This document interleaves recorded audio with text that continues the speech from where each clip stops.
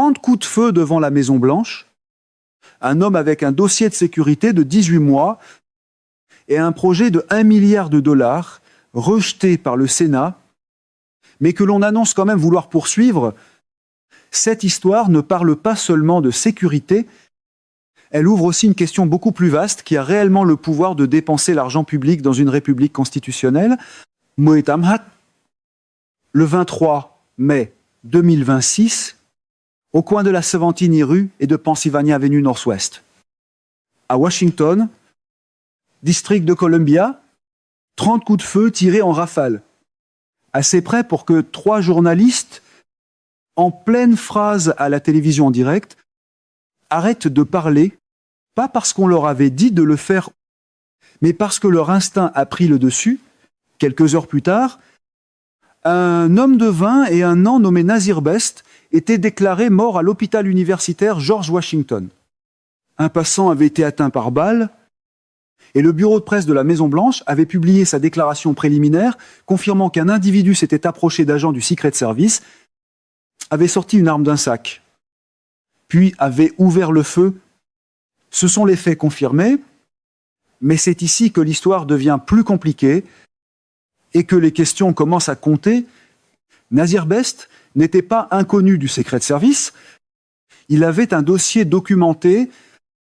Il avait été arrêté en juillet 2025 alors qu'il tentait d'entrer à la Maison-Blanche. Il s'était approché du périmètre à répétition pendant 18 mois. Ils connaissaient son visage. Ils avaient sa photographie. Et dans les mêmes 24 heures où cette fusillade s'est déroulée, un projet de construction de 1 milliard de dollars à la Maison-Blanche venait d'être rejeté par le Sénat des États-Unis, et le président des États-Unis déclarait publiquement qu'il le construirait quand même. Apparemment, dans le manuel de communication de Trump, un rejet du Sénat n'est pas un panneau d'arrêt. C'est seulement un élément de décor gênant derrière le podium. 3 questions se trouvent au centre de cette histoire. Que dit réellement la loi au sujet d'une construction présidentielle sans autorisation du Congrès, que nous apprend un dossier de sécurité de 18 mois sur un individu connu à propos des protocoles existants, et pourquoi chaque réponse semble-t-elle ouvrir une autre porte? Les documents doivent être lus, le dossier juridique doit être suivi, et les faits doivent être placés devant le public afin que chacun puisse décider ce que cette histoire signifie réellement. Ce que la plupart des gens ne réalisent pas lorsqu'ils regardent un conflit politique se dérouler à la télévision, c'est qu'ils ne regardent pas seulement une bataille entre 2 partis, 2 personnalités ou 2 visions concurrentes de l'Amérique.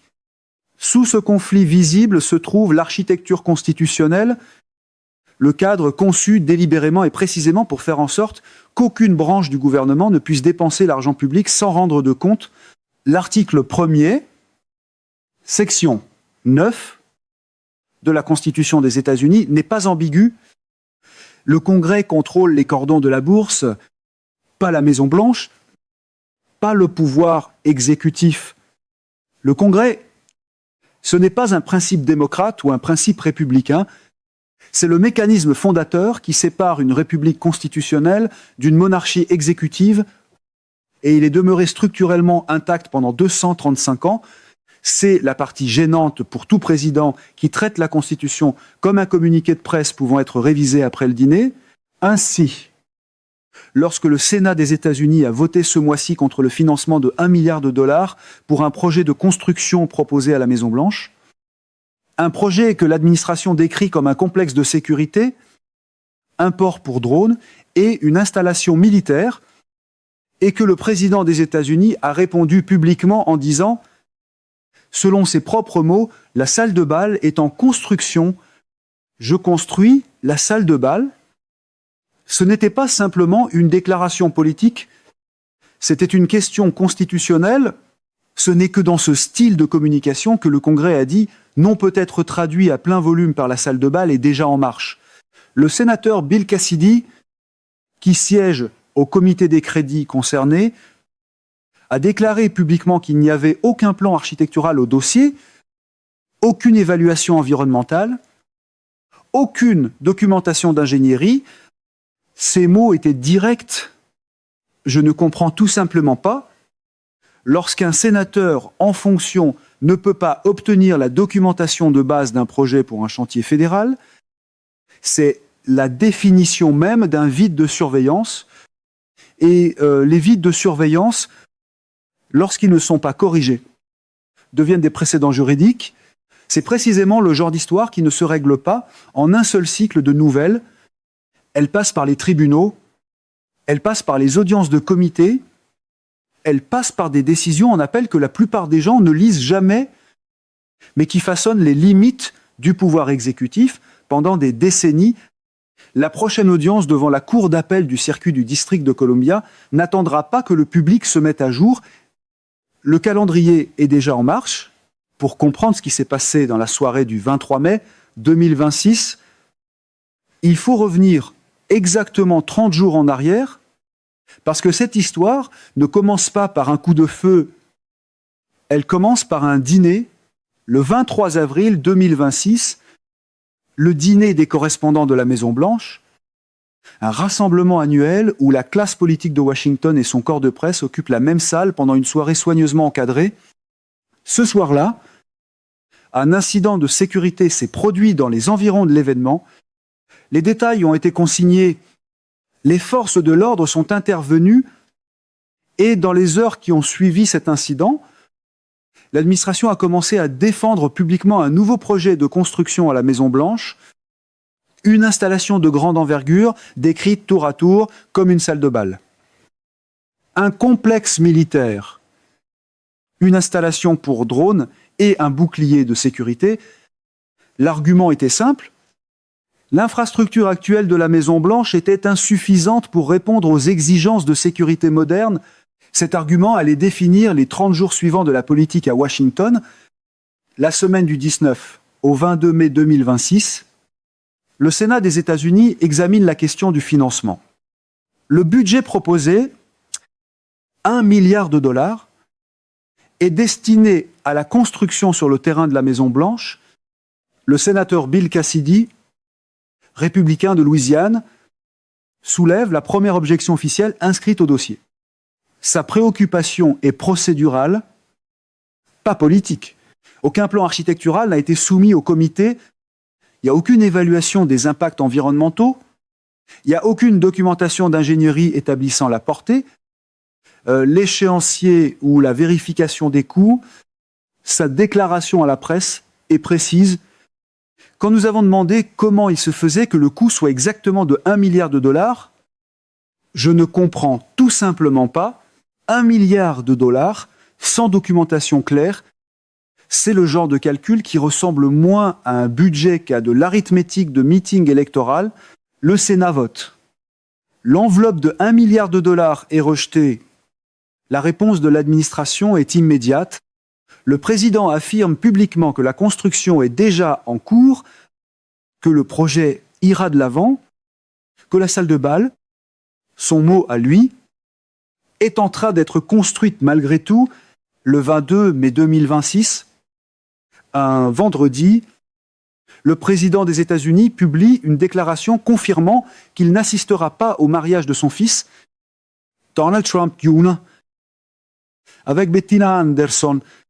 Le langage de la déclaration est formel et délibéré. Selon ces mots, des circonstances liées au gouvernement et mon amour pour les États-Unis d'Amérique ne me permettent pas de le faire.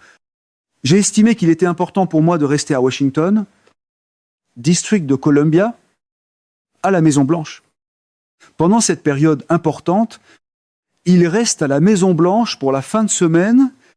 Cet écart par rapport à son habitude bien établie de se rendre à sa propriété de Bedminster, dans le New Jersey. Pendant des périodes comparables, est noté par plusieurs membres du pool de presse de la Maison-Blanche, le 23 mai 2026, fait 18 heures, heure normale de l'Est, dans the best 20 et 1 an, s'approche de l'intersection de la 17th rue et de Pennsylvania Avenue Northwest. Cet endroit se trouve à l'extérieur du périmètre du complexe de la Maison-Blanche. Plusieurs bâtiments se dressent entre ce coin de rue et la structure même de la Maison-Blanche. B sort une arme à feu d'un sac. Il ouvre le feu en direction d'agents du Secret Service positionnés à ce point du périmètre. Les agents du Secret Service répliquent « Best est transporté à l'hôpital universitaire George Washington, où son décès est constaté. Un passant civil est blessé par balle pendant l'échange. Le bureau de presse de la Maison-Blanche confirme qu'il demeure incertain si le passant a été touché par les premiers tirs de Best ou lors de la riposte subséquente du Secret Service. Ce que le dossier officiel confirme aussi, Tsetchi, Nazir Best n'était pas un inconnu pour le Secret Service. Il était présent dans la région de Washington, district de Columbia, depuis environ 18 mois. Il s'était approché du périmètre de la Maison-Blanche à plusieurs reprises documentées. Il avait été arrêté en juillet 2025 alors qu'il tentait d'accéder au terrain de la Maison-Blanche. Il avait un dossier officiel. Il avait une photographie au dossier. Les agents l'ont reconnu sur place. Il croyait être Jésus-Christ. Sa maladie mentale était documentée. Son comportement récurrent au périmètre était connu. Le dossier est clair sur chacun de ces points. Pris individuellement, ce que le dossier ne permet pas encore de répondre et ce que les organismes de surveillance concernés n'ont pas encore abordé publiquement, c'est la question procédurale. Quels sont les protocoles établis du Secret Service pour les individus ayant des dossiers actifs d'évaluation de menaces et qui reviennent à répétition à un périmètre surveillé? Cette question n'est pas rhétorique, c'est la question à laquelle la prochaine phase de cette histoire devra répondre. Il existe un type particulier de moment en journalisme auquel aucune réunion éditoriale ne peut préparer qui que ce soit. C'est le moment où l'histoire que l'on couvre devient l'histoire qui arrive aux personnes qui la couvrent. Dans la soirée du 23 mai 2026, 3 correspondants de télévision distincts ont vécu ce moment simultanément. Et puisqu'ils étaient en direct à la télévision lorsque cela s'est produit, le dossier est complet. Julie Seskin, correspondante de NBC News au Capitole, était au milieu d'une phrase. Elle faisait un reportage sur la politique intérieure. Sa posture était composée. Son langage était mesuré. Le rythme était celui d'une professionnelle livrant un segment préparé. Puis le son l'a atteinte. 2 mots, non répétés à l'avance, immédiat. Qu'est-ce que c'est? Elle a dit 2 fois. Pas à son présentateur, pas à son producteur, à personne en particulier. L'instinct a précédé le professionnalisme en l'espace d'environ 3 secondes. 18 ans de formation en diffusion ont cédé la place à quelque chose de plus fondamental. Cet intervalle de 3 secondes n'est pas un échec du journalisme, c'est le point de données le plus honnête de toute la soirée. La correspondante de CNN, Selena Wang, était au milieu d'une phrase analytique sur les négociations en cours de l'administration avec l'Iran. Elle construisait un argument. Ses mains étaient immobiles. Puis, les coups de feu ont atteint sa position. Elle n'a pas terminé sa phrase. Elle n'a pas renvoyé l'antenne à son présentateur. Elle s'est déplacée latéralement. Instinctivement, la caméra a capté le mouvement avant que la décision éditoriale puisse le neutraliser. Sa diffusion a été interrompue. Patricia Vassellos tentait de documenter la scène depuis le niveau de la rue lorsque des agents du Secret Service ont commencé à évacuer la zone. L'échange qui a suivi a été capté en vidéo et inscrit au dossier public. Ces mots étaient ceux-ci. « Nous sommes journalistes. Je suis vraiment désolé. Nous sommes journalistes. Nous essayons seulement d'enregistrer. » La réponse de l'agent a été une seule instruction répétée. À l'intérieur, elle a obéi. Ce que cette séquence d'événements révèle n'est pas seulement émotionnel, mais procédural. 3 membres accrédités de la presse, opérant dans un espace public, adjacent à un périmètre de sécurité fédérale, faut reçu l'ordre d'agents du Secret Service d'évacuer la zone pendant un incident actif. C'est un protocole d'urgence standard, c'est juridiquement défendable, c'est opérationnellement solide, mais cela signifie aussi que, pendant une fenêtre de temps mesurable, les seuls récits de ce qui s'est produit à la 17 rue et Pennsylvania Avenue étaient des récits contrôlés par la même agence responsable de la réponse elle-même. Dans les démocraties constitutionnelles, cet écart entre l'événement et la vérification indépendante n'est pas une conspiration, c'est une question de transparence. Et les questions de transparence, lorsqu'elles ne sont pas examinées, ont une histoire documentée de devenir quelque chose de considérablement plus grand. Washington ne s'est pas arrêté après la fusillade. Washington a calculé, en 24 heures, chaque grande faction politique s'était positionnée. Et ce qui frappe, lorsque les déclarations sont lues côte à côte, dépouillées de leur emballage rhétorique, c'est que le désaccord sous-jacent ne porte pas sur la sécurité. Tous les camps conviennent que la Maison-Blanche a besoin d'une infrastructure de sécurité sérieuse, moderne et bien financée. Le désaccord porte sur le processus, sur la responsabilité, sur qui autorise quoi et dans quel cadre juridique. Ce ne sont pas les mêmes arguments et les confondre. C'est ce qui a généré plus de chaleur que de clarté dans ce débat. Cette confusion est utile à la machine pro-Trump. Appelez cela de la sécurité assez fort. Et soudainement, la paperasse commence à ressembler à une attaque personnelle. La position de l'administration repose sur 3 piliers. Premièrement, le projet de construction proposé ne serait pas principalement une salle de bal. Ce serait une installation militaire et de sécurité classifiée, dotée d'une capacité pour drones, d'une architecture résistante aux missiles et d'une infrastructure souterraine s'étendant sur 6 niveaux sous terre. Tennessee Ketrao, la désignation de salle de bal serait la couche visible d'une structure beaucoup plus complexe. Deuxièmement, les incidents de sécurité récents, y compris celui du 23 avril près du dîner des correspondants, et maintenant la fusillade du 23 mai, constituerait un environnement de menace actif et croissant exigeant une réponse immédiate en matière d'infrastructure. Et non un long débat sur les crédits budgétaires. Troisièmement, le président aurait à la fois l'autorité et l'obligation de protéger le pouvoir exécutif, et la construction déjà en cours reflèterait cette obligation. Pris individuellement, ces arguments ne sont pas frivoles. Chacun possède une base juridique défendable. L'opposition du Congrès, menée dans ce cas non pas par des démocrates, mais par le sénateur républicain Bill Cassidy, repose sur une fondation tout aussi structurée. La clause des crédits de la Constitution est sans ambiguïté. Les fonds fédéraux ne peuvent pas être retirés du Trésor sans une appropriation du Congrès. Ce n'est pas une préférence procédurale, c'est une exigence constitutionnelle.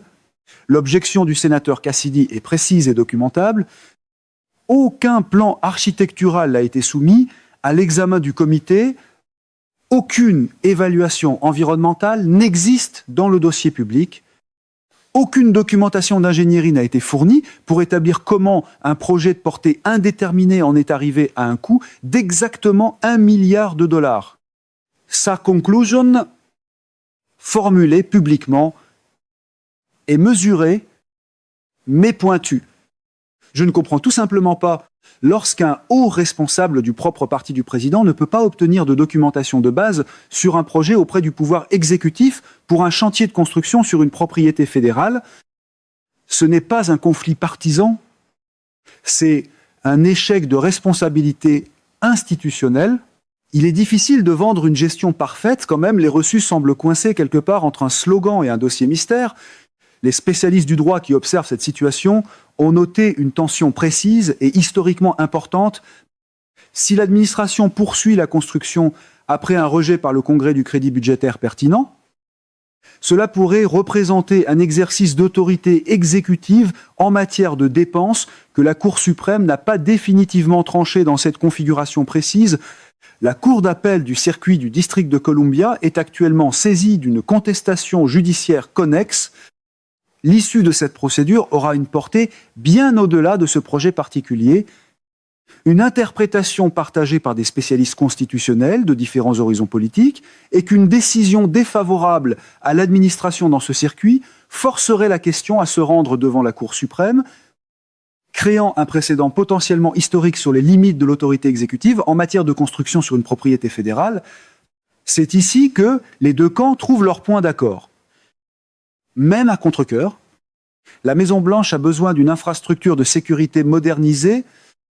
Cette conclusion n'est contestée par personne ayant accès aux données actuelles d'évaluation des menaces, ce qui demeure irrésolu sur les plans juridiques, constitutionnels et institutionnels chez Slamy.